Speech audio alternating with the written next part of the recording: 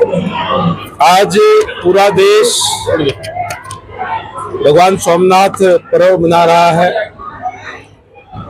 सोमनाथ मंदिर केवल मंदिर नहीं बल्कि हमारी संस्कृति, भारत की आत्मा है और जो हमें हमेशा प्रेरणा देता रहा है कि चाहे कितनी परिस्थितियां आपके अनुकूल ना हो, फिर भी कठिन परिस्थितियों के अंदर भी किस तरीके से उसके लड़ते हुए हमें जीवन के अंदर खड़ा रहना चाहिए।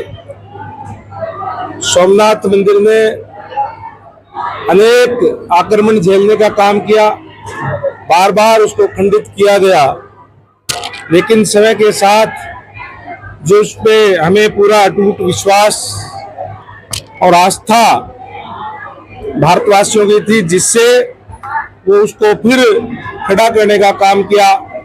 और आज सोमनाथ मंदिर के पुनर्निर्माण का 75 साल पूरे हुए हैं। इस पे पूरे देशवासियों को, प्रदेशवासियों को बहुत बहुत बधाई। और आज पूरा देश, हमारे देश के यशस्वी प्रधानमंत्री आदरणीय नरेंद्र मोदी जी के नेतृत्व में ये पर्व मना रहा है। और इस अवसर पर माननीय प्रधानमंत्री जी का मार्गदर्शन भी, उनका उद्बोधन भी सुनने को मिला। पूरे देशवासियों में हर हेडक्वार्टर पे, जिला हेडक्वार्टर पे मनाया जा रहा है। और माननीय हमारे यशस्वी मुख्यमंत्री महोदय का भी उद्बोधन सुनने को मिला और उन्होंने हमें एक संदेश देने का काम किया कि आज हमारी जो अपनी संस्कृति है, हमारा जो अपना सनातन धर्म है, उससे हमें जो जीवन को आगे बढ़ाने के लिए जो एक प्रेरणा मिलती है, उस प्रेरणा को लेकर के आज हमारे यशस्वी प्रधानमंत्री जी भी इस देश को, इस प्रदेश को आगे बढ़ाने का काम कर रहे हैं। मैं इस अवसर पर पूरे देशवासियों को बहुत बहुत बधाई देता हूं। माननीय प्रधानमंत्री जी ने जो आह्वान किया है कि हमारी जो अपनी संस्कृति है, हमारे जो अपने संस्कार है, हमारा जो अपना सनातन है, उससे जो हमें शिक्षा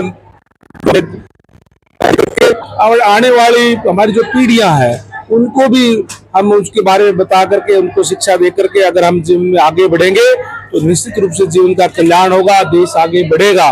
नई टेक्निक के साथ साथ हमारी जो अपनी संस्कृति है उसको हम भूलने का काम ना करें।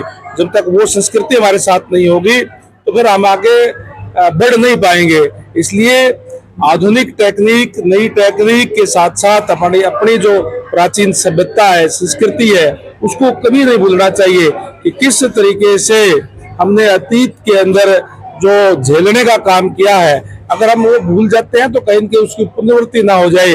इसलिए हमारे जो आने वाली पीढ़ी है उसको भी इस बात का ध्यान उसमें होना चाहिए, उसको पता होना चाहिए कि किस तरीके से हमने अतीत के अंदर झेला है और उसको, उस संस्कृति से हम शिक्षा लेकर के आगे बढ़ने का काम हम करें। हैदराबाद में प्रधानमंत्री नरेंद्र मोदी द्वारा राष्ट्र के नाम संबोधन दिया गया, कुछ अपीलें भी की गई लोगों से, खाने पीने का बिल्कुल निश्चित रूप से माननीय प्रधानमंत्री जी के नेतृत्व के अंदर, क्योंकि आज जो वो कहते हैं वो देश की जो जनता है वो मानती है। और हमने देखा कि किस तरीके से हमारे इसी सभ्यता से, हमारे इसी संस्कृति से जो कठिन से कठिन परिस्थितियां आई, पहले भी चाहे कोरोना काल आया, उसके अंदर भी आपदा में अवसर का नारा दे करके उससे पार पाने का काम किया। एक एक नहीं बल्कि दो दो वैक्सीन भी बनाने का काम किया, पूरे देशवासियों को देने का काम किया। वही जो और हमारे जो मित्र देश है उसके अंदर भी वो पहुंचाने का काम किया। ये हमारी संस्कृति की ताकत हमारे जो मिलती है, ये उदाहरण है। और इसीलिए आज जो हालात है पूरे विश्व के, उस हालात को देखते हुए माननीय प्रधानमंत्री जी ने जो आह्वान किया है आम जनता से, निश्चित रूप से चाहे वो तेल की बात हो, चाहे सोने की बात हो, उस पे हमें पालन करते हुए उसको फॉलो हमें करना चाहिए। पश्चिम बंगाल में सर प्रचंड बीजेपी ने जीत हासिल की, लेकिन उसके बाद, चुनाव के बाद हालात वहां बिगड़े, किस तरह देखते हैं? नहीं, हालात सुधरे हैं, बिगड़े नहीं। मैं कहूंगा कि पश्चिम बंगाल के अंदर जो एक कुशासन का अंत हुआ है, और मैं धन्यवाद और बधाई देना चाहूंगा पश्चिम बंगाल की जनता का कि उन्होंने भारतीय जनता पार्टी और आदरणीय नरेंद्र मोदी जी में विश्वास व्यक्त करते हुए, आस्था व्यक्त करते हुए जो भारतीय जनता पार्टी को पूर्ण बहुमत देने का काम किया, बल्कि 2/3 बहुमत देने का काम किया है, ये विकास का रास्ता खोलने का काम किया है। और हमने देखे कि घटनाएं पहले किस तरीके से होती थी। तो पश्चिम बंगाल के चुनाव की हम बात करें तो हमेशा वहां पे बहुत ज्यादा दंगे फसाद होते थे, बहुत जाने भी जाती थी। उस सब पे कंट्रोल करने का भी काम किया हमारे देश के गृह मंत्री आदरणीय अमित शाह जी ने। जिस तरीके से केंद्रीय पुलिस बल वहां लगा के लोगों के मन से डर को निकालने का काम किया और निडर होकर के उनको कहा कि अपनी आत्मा की आवाज पे जहां भी आप वोट देना चाहते हैं वोट करने का काम करें, शांतिपूर्ण मतदान करने का काम भी किया है और पश्चिम बंगाल में विकास का रास्ता खोलने का काम किया। निकाय चुनाव में सर मतदान कल कंप्लीट हुआ है, किस तरह से उम्मीदें लगती हैं? बहुत अच्छा मतदान हुआ है। जो रुझान और जो आज देश के अंदर, प्रदेश के अंदर जो रुझान भारतीय जनता पार्टी के पक्ष में, मैं उम्मीद करता हूं कि हमारे पक्ष में जो है वो रिजल्ट आएंगे। जिंदगी के अंदर, आधुनिकता के अंदर हमें अपनी जड़ों से जरूर जुड़े रहना चाहिए। राज का जो हम जो पर्व मना रहे हैं वो हमें यही संदेश देता है। जी, एक आखिरी सवाल है मेरा। कुलदीप बिश्नोई जी का एक मामला बड़ा सुर्खियों में है।